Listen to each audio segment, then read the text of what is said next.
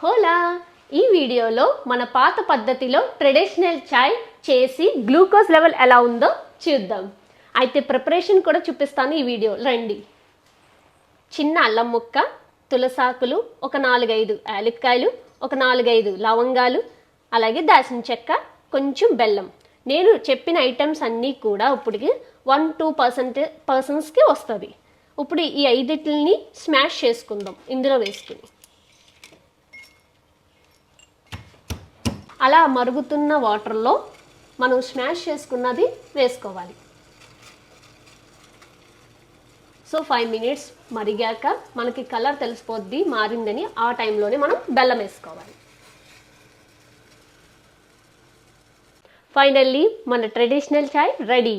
ఇది తాగి glucose level ఎలా ఉందో చూద్దాం.